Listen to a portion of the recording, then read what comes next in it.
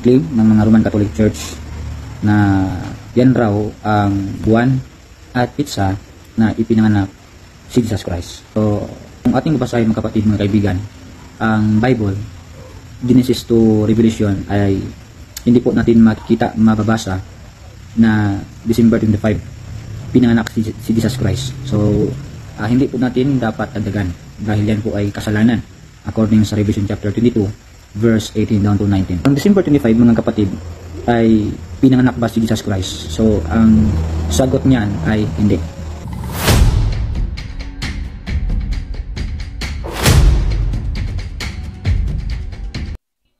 Ang argumento ng ating kaibigang Sulpot, or I think siguro baka pastoy po ito, isa po siyang fallacy of silence. Ibig po sabihin po niyan, hindi daw po siya naniniwala sa December 25 kapanganakan ng ating Panginoong Jesucristo dahil hindi raw po mabasa po sa Biblia.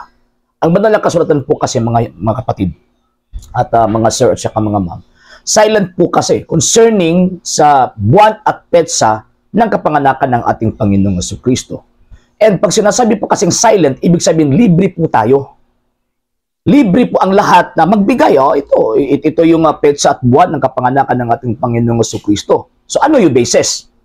Ano yung basis na ibibigay po nila or isosupport po nila sa kanilang claim na ito yung petsa at buwan ng kapanganakan ng ating Panginoong Jesucristo?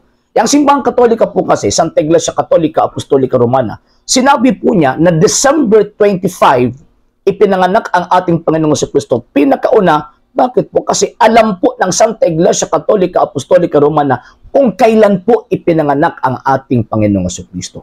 Sino po nagturo po sa kanya? December 25 po yung kapanganakan ng Panginoon. Siyempre, wala pong iba. Yung ina ng Iglesia Katolika. Sino po yun?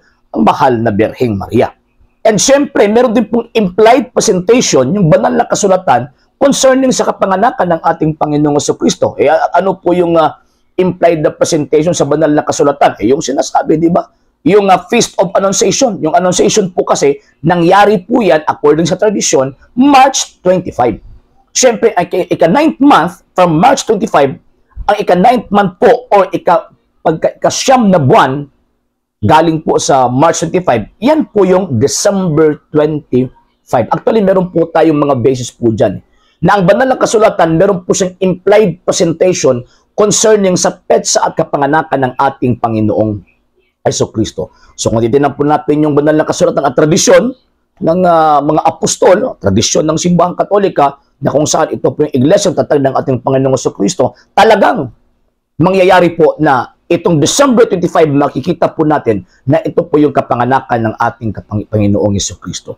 Number 2, hindi po ibig sabihin na hindi mabasa, huwag na pong paniwalaan kasi sabi po nila, dagdag raw po yun sa nakasulat sa banal na kasulatan. Hindi po.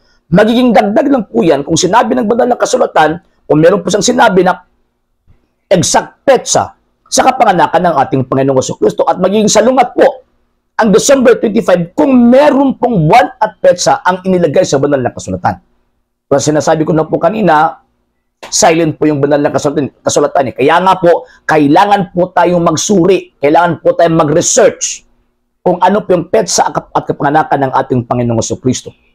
Bakit po? Kasi ang banal na kasulatan, hindi po kompleto yung detaling ibinigay po niya concerning sa pagkasilang ng ating Panginoong Jesucristo. Iilan lang po na mga information. So kaya nga, pag gagamit po tayo ng banal na kasulatan, dapat alam po natin yung tradisyon ng pananampalataya at least para malaman po natin yung kompletong detalye sa mga nangyaring isinabi or isinulat ng mga apostol sa banal na kasulatan.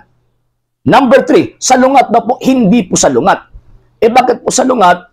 Again, wala naman po sinabi ang banal na kasulatan na ito yung petsa, pagkatapos gumagawa tayo ng ibang petsa. Hindi po yan salungat. Number 2, hindi rin po sinabi ng banal na kasulatan na bawal i-celebrate or ipagdiwang yung kapanganakan ng ating Panginoong Jesucristo. Wala po yan sa Biblia. So kung yung ginagawa po nila, pinagbabawalan po tayo na wala naman po silang authority to implement any laws na nakasulat sa banal na kasulatan. So ibig sabihin, sila po nagdagdag, hindi po tayo. And lastly, mga sir at saka mga ma'am, ito mga kaibigan po natin kasing mga hindi Katoliko, quote po nila, bawal po yun kasi sinabi ng banal na kasulatan, wag magdagdag, wag kumuha ng mga nakasulat nito. Quoted po nila yung Book of Revelation. Sa Bisaya pa, tarungan na gano'n yung nagbasa. O, basahin nyo po ng tama. Bakit po? Kasi, yung Book of Revelation po kasi, yung text na kinukot po ninyo, hindi po yan refer sa whole Bible. Kung tama po yung interpretation po ninyo, dapat sana Book of Revelation lang yung babasahin ninyo. Hindi na kayo magbabasa sa ibang mga aklat sa Biblia. Bakit po? Kasi, yung sinasabi po dyan na huwag magdagdag, huwag magkuha, refer lang po yan sa Book of Revelation. Hindi po yan refer sa whole Bible. Diyan pa lang, disgrasya na yung mga rason po ninyo.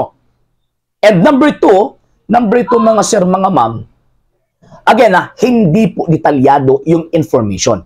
Ang nagbigay lang po sa atin ng information concerning ng buwan at petsa ng kapanganakan ng ating Panginoong Jesucristo, yung tradisyon ng pananampalataya, and syempre, ang nagbigay din po nito sa tradisyon po natin, yung mahal na Birhen Maria. Bakit po? Kasi siya po yung pinakauna at pinakaunang tao na alam po niya kailan ipinanganak or kailan po siya nanganak ng ating Panginoong Jesucristo.